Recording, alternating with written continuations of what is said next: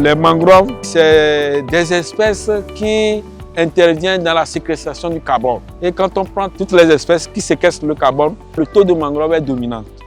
Donc ça fait que les chercheurs et les partenaires aujourd'hui prônent le reboisement des mangroves.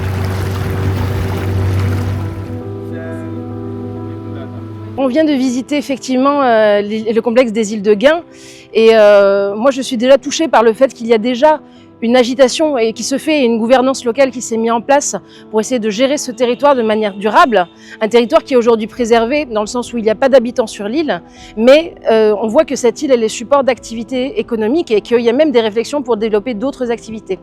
Et je pense que l'instance de gouvernance qui a été mise en place aujourd'hui avec l'association de gestion du complexe d'Anéo, c'est un très bon premier pas pour essayer de gérer durablement cette île et de construire des projets qui soient intelligents et qui permettent de préserver durablement la biodiversité, les ressources, tout en ayant un bénéfice pour les communautés locales.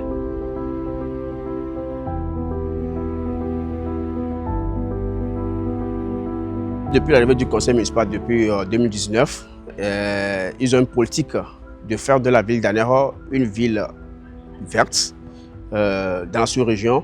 Et depuis, ils ont commencé à faire des projets de reboisement. Au niveau des zones humides, d'abord, on a recensé les zones fragiles. C'est-à-dire là où on a constaté l'érosion avancée et on a commencé par mettre des mangroves pour protéger les côtes là.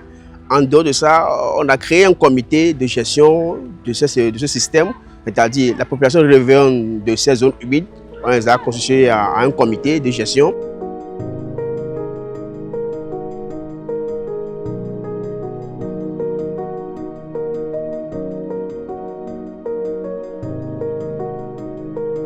On a plus de 1800 espèces de mangroves. C'est 3 espèces que nous avons au Togo. Il y a 2 espèces phares que nous connaissons. Il y a le rhizophora et la Vicenia. Quand vous trouvez les mangroves au niveau du lac, c'est parce que le sol s'y prête.